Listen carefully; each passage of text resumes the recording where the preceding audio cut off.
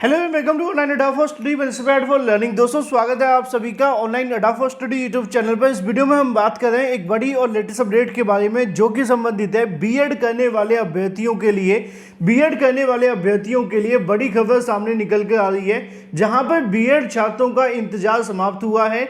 इंतजार समाप्त होने के साथ साथ बीएड करने वाले अभ्यर्थियों को प्राथमिक में शामिल करने को लेकर और एनसीटी के 28 जून के गजट को फिर से मान्य करने के बारे में 2 करोड़ से ज़्यादा बीएड करने वाले अभ्यर्थियों को लेकर एक बड़ी अपडेट सामने निकल कर आ रही है।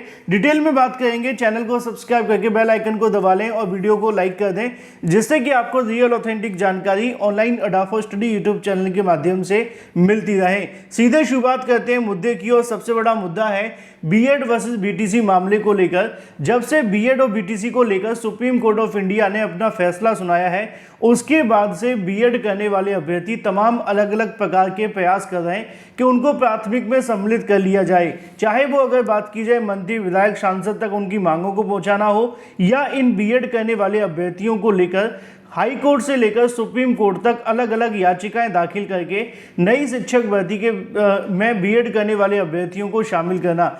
अब इसी को लेकर एक बड़ी जानकारी सामने निकल कर आ रही है बीएड करने वाले अभ्यर्थियों के बारे में, यानी कि ऐसे बीएड करने वाले अभ्यर्थी जो सभी बीएड करने वाले हैं। क्योंकि आपने देखा होगा इससे पहले अभ्यर्थियों ने एक बड़ी चीज़ देखने के लिए मिली थी कि 2018 से लेकर 2023 तक के सभी बीएड अभ्यर्थियों को प्राथमिक में सम्मिलित किए जाने को लेकर जानकारी निकली थी। तो वहाँ पर बहुत सारे अभ्यर्थियों ने इसका विरोध किया था। विरोध करने की वजह ये थी कि वो कह रहे थे कि इसमें हमारी भी कोई गलती नहीं है, लेकिन समस्या यहाँ पे ये थी कि 2018 के गजट नोटिफिकेशन आने के बाद बीएड करने वाले अभ्यर्थियों की संख्या में ज़्यादा बढ़ोतरी हुई थी। रदर देन अगर बात की जाए बीएड को एनसीटी नोटिफिकेशन से पहले बीएड करने वाले अभ्यर्थी कम होते थे।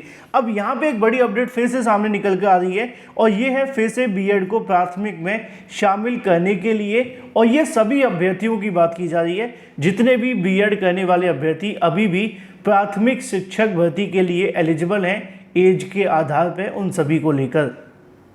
क्योंकि आपने देखा है एनसीटी के माध्यम से तो अलग अलग प्रकार के नए नए कोर्स शुरू किए जा रहे हैं। कभी एनसीटी के माध्यम से चयनित बीएड को लेकर ब्रिज कोर्स कराए जाने की जानकारी दी जा रही है, तो कभी एनसीटी के माध्यम से 4 स्टेज पर एकीकृत बीएड यानी कि 1 साल का बीएड करवा के अभ्यर्थियों को प्राथमिक में लाने की बात की जा रही है। लेकिन यहाँ पर सिर्फ उन अभ्यर्थियों की बात है जितने भी बीएड करने वाले अभ्यर्थी हैं, उनको प्राथमिक में सम्मिलित करने को लेकर बिना किसी प्रकार का कोर्स किए जाने को लेकर। पहले मैं आपको जानकारी दिखा देता हूं, यहाँ पे वो आप सभी को संबंधित जानकारी देखने के लिए मिल जाएगी। अगर बात की जाए डायरी नंबर 38,315/2023, ये जो 2023 पड़ा हुआ है वो इसलिए है क्योंकि इसको 2023 के अंदर लास्ट बार डाला गया था, और अब जाकर के इस मामले पर आपका फैसला आ रहा है। ये जो मामला संबंधित है वो आप जानते हैं Devesh Sharma versus union of India को लेकर है। और जब आप थोड़ा सा नीचे आएंगे तो यहाँ पे आप सभी के सामने डेट भी देखने के लिए मिल जाएगी इससे संबंधित 38,315/2023, इसको फिल किया गया था 16 नवंबर 2023 में। और 25/7/2024 को अगर बात की जाए जस्टिस बेला एम त्रिवेदी और जस्टिस सुधांशु धूलिया। आप जानते हैं कि जस्टिस अनिरुद्ध बोस अभी रिटायर हो चुके हैं, लेकिन इस फैसले से संबंधित जस्टिस सुधांशु धूलिया ने इस मामले पर अपना फाइनल जजमेंट भी दिया था अनिरुद्ध बोस सर की बेंच के अंदर बैठकर। अब वही इस मामले को लेकर एक बड़ी अपडेट निकल कर आ रही है कि फिर से सुनवाई करने जा रहे हैं। अब ये मामला क्यों महत्वपूर्ण है वो आपको समझना है। आपको पता होगा कि जब सुप्रीम कोर्ट ऑफ इंडिया अपना कोई फैसला सुना देती है तो उस मामले पे एकमात्र याचिका बचती है। एक होती है पुनर्विचार याचिका और एक होती है मर्सी पिटीशन, यानी कि एक में आप रहम की मांग करते हैं, राहत की मांग करते हैं दूसरे शब्दों में कहा जाए, और एक याचिका में आप मांग करते हैं कि आपके द्वारा दिए गए डिसीजन के आधार पर इतनी बड़ी संख्या में अभ्यर्थी प्रभावित हो रहे हैं, 2 से 2.5 करोड़ अभ्यर्थियों का जो भविष्य बर्बाद हो रहा है। तो ऐसे में अगर इसमें कोई संभव हो सकता है तो अपने द्वारा दिए गए डिसीजन पे पुनर्विचार कर लिया जाए, है ना। और इस पुनर्विचार के आधार पे जो पिटिशनर होता है, यानी कि जो याचिकाकर्ता बीएड करने वाले अभ्यर्थी होते हैं, उनको कुछ ऐसे तथ्य पेश करने होते हैं जो पहले कभी नहीं पेश किए गए हों। यानी कि 11 अगस्त 2023 से पहले जितनी बार भी बीएड की सुनवाई हुई है उसमें जो तथ्य पेश नहीं किए गए होंगे उनको अब यहाँ पर पेश करने की मांग की जा रही है। अब देखना ये होगा कि क्या बीएड करने वाले अभ्यर्थियों को यहाँ पे खुशखबरी मिलती है, क्योंकि 16 सितंबर 2023 से इस याचिका की सुनवाई का इंतजार करोड़ों की संख्या में बीएड करने वाले अभ्यर्थी कर रहे थे और इस मांग को लेकर लगातार इंतजार कर रहे थे कि सुप्रीम कोर्ट में फाइनल सुनवाई होगी पुनर्विचार याचिका को लेकर। मैंने कई बार आपको पहले भी बताया था जब ये याचिका दाखिल की गई थी, और अब बड़ी अपडेट ये है कि इस याचिका के दाखिल होने के साथ साथ इसको लिस्टेड भी कर दिया गया है।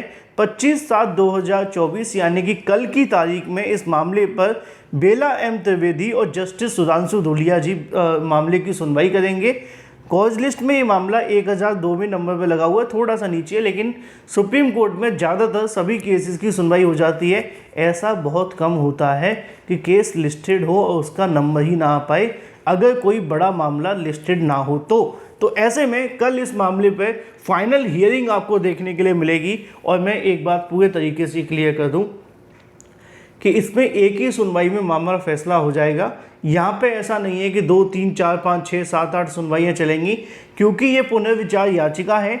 जजेस आमतौर पे पहली सुनवाई में इस मामले को सुनवाई भी नहीं करते हैं, बिना सुनवाई किए ही याचिका को खारिज कर देते हैं। अच्छी बात यह है कि बीएड करने वाले अभ्यर्थियों के लिए सुप्रीम कोर्ट ऑफ इंडिया ने एक बार फिर से इस मामले को सुनने के लिए कहीं ना कहीं एक्सेप्ट कर लिया है।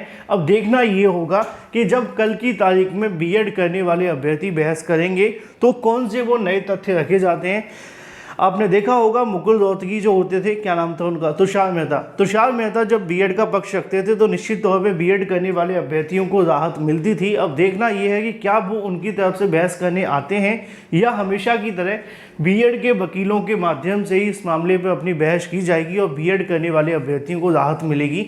जो भी अपडेट रहेगी वो तो मैं आप सभी को कल होने वाली सुनवाई से पहले बता दूंगा, लेकिन ये जो मामला संबंधित है वो सीधे तौर पर 11 अगस्त 2023 के दिए गए डिसीजन में एक बार फिर से रिव्यू कराए जाने को लेकर है।